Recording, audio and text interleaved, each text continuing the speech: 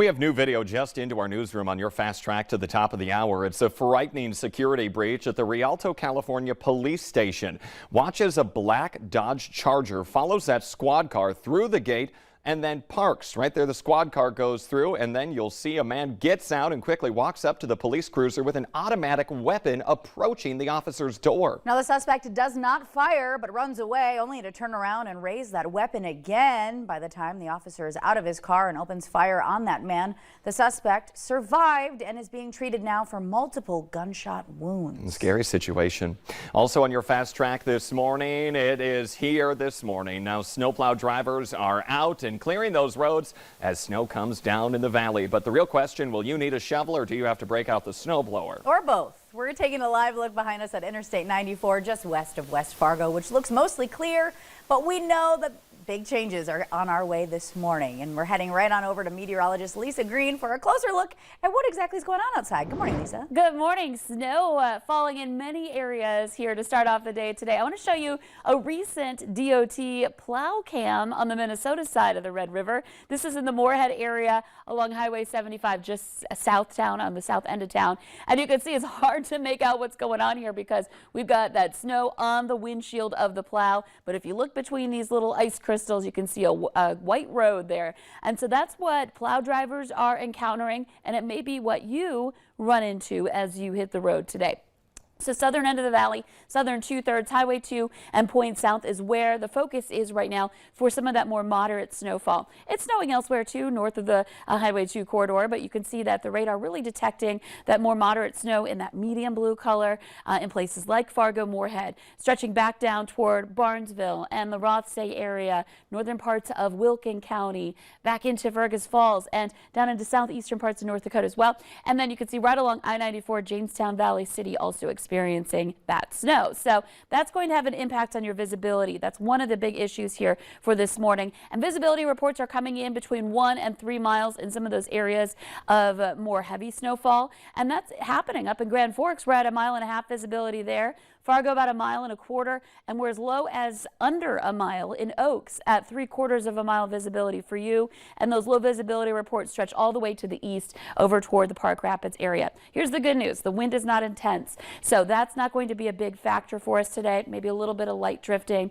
and your temperatures ranging from some single digits below zero north to some teens in the south. But bottom line is it's cold, so be careful out there. We've got that chance for about 1 to 3 inches of snow with this round, and then there's that next one that comes through again for tonight. So a snowy stretch for us here in the valley. Yeah, as we know, we have those snowy, slick covered roads. And for a closer look at our real-time travel this morning, we're going to hop right on over to Jordan Schreier at the Interactive Center. Yeah, we definitely want to get a check of those. You saw on that sky cam that we showed earlier, snow coming down in the metro case for much of the region this morning.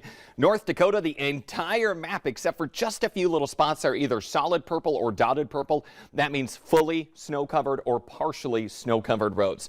So taking a look at our main ones here, the only area where it isn't the fully or partially snow covered is right in the metro at where I-94 and I-29 meet. That's actually popping up on our map as yellow this morning. Now that indicates ice. So you're going to have to be really careful on those bridge decks this morning. They are going to be slick out there. Otherwise, the rest of I-29 north and south of the metro, partially to fully snow covered. I-94 all the way over to the Montana border. We're talking about fully snow covered and partially snow covered. Highway 2 by Devil's Lake. Same story there. Taking a look over at our Minnesota map. Now, this has been getting progressively worse. As Lisa said, that system is moving on into the east. So now we are looking at Highway 2 by Thief River Falls, or going to Bemidji as well. We're talking partially snow covered there.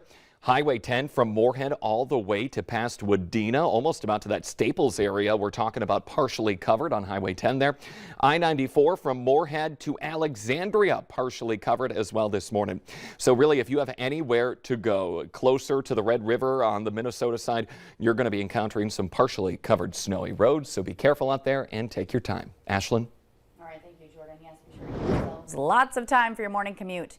We have breaking news this Tuesday morning. A deadly car pedestrian crash. It happened in Otter Tail County. The Minnesota State Patrol says a 74-year-old was killed last night. It's when he was hit by an SUV near Perham.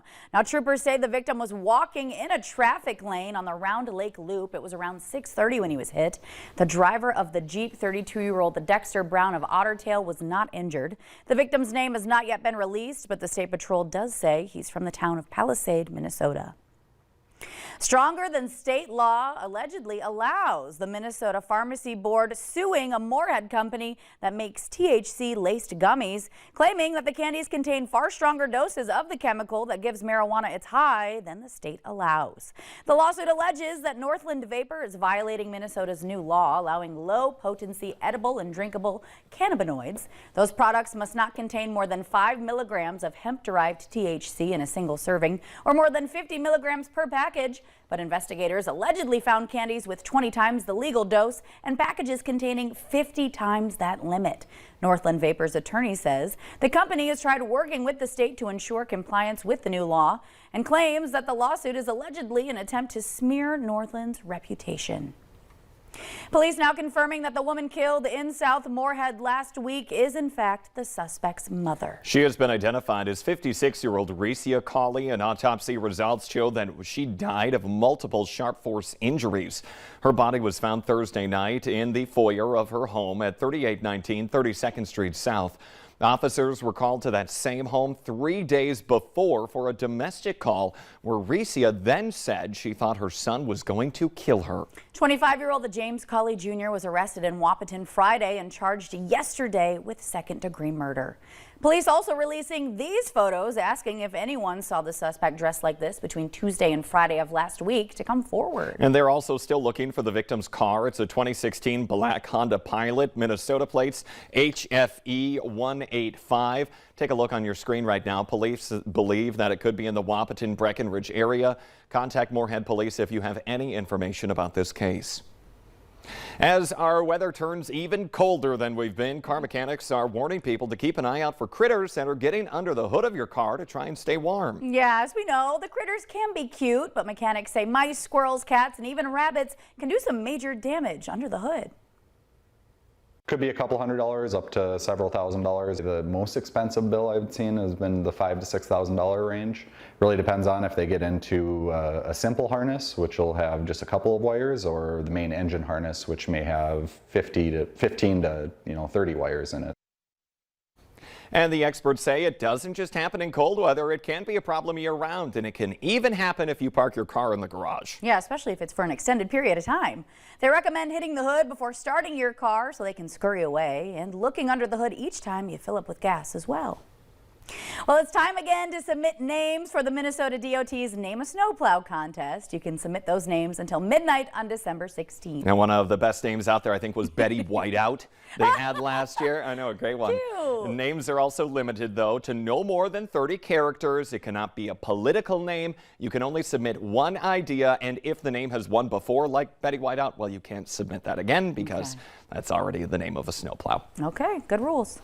A football-themed water park is coming to the Pro Football Hall of Fame in Canton, Ohio. The 147,000 square foot attraction is expected to be completed within 2 years. Yeah, groundbreaking already underway there. The water park will feature a water slide, tower, lazy river, and a wave pool, along with a swim-up bar and some outdoor entertainment. And for the Vikings fans, disappointment always. Actually, they're doing pretty well this year. I can say that. I was born and raised in Minnesota. I can make that joke. Anyway, the Today Show and CBS Mornings are just about to start. Yeah, as the Valley Today rolls on, we've got more live up-to-the-minute news and weather. You're going to want to listen to our meteorologist, Lisa Green, as you get ready to head out.